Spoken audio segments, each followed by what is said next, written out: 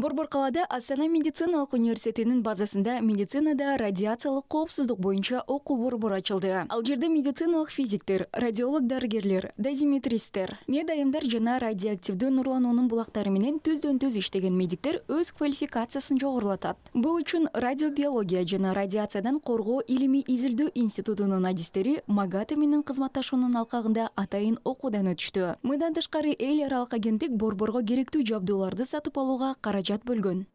Данный центр как раз... Бул борбор эл аралык атомдук энергетика агенттиги Магате долбоорунун алкагында ачылды. Биздин адистер Европада квалификациясын жогорулатуудан өтүшкөн. Магате серепчилери менен бирдикте кадрларды даярдоо боюнча окуу программалары иштелип чыкты. Ошондой эле медицинада сапатты көзөмөлдөө боюнча ультрасезгич дозиметрлер жана фантом тесттердин акыркы муунуна ээ болду. Последнего поколения сверхчувствительные дозиметры и фантомы тест объекты по контролю качества в медицине. Айта кетсек, окуу борбору ядролук медицина тармагындагы адистер үчүн практикалык сабактары бар борбордук Азиядагы биринчи жана жалгыз мекеме болуп саналат. Ал эми борбордун базасында медиктерди жана бейтаптарды иондоштуруучу, нурлануудан коргоону камсыз кылуу боюнча улуттук стандарттар иштелип чыгат. Илимий билимдерди өнүктүрүү башка тармактарда да жүргүзүлөт. Бул үчүн эки жаңы изилдөө институту ачылат: жүрөк ритми жана дем алуу медицинасы. Ал эми биринчиси адамдын эң маанилүү органын ооруларын изилдей турган болсо, экинчиси дем алуу органдарына байланыштуу илдеттерди изилдейт.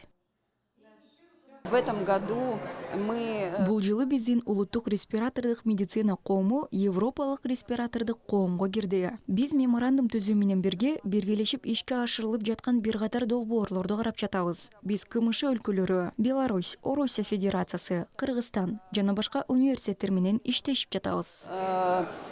Российская Федерация, Кыргызстаном и так далее.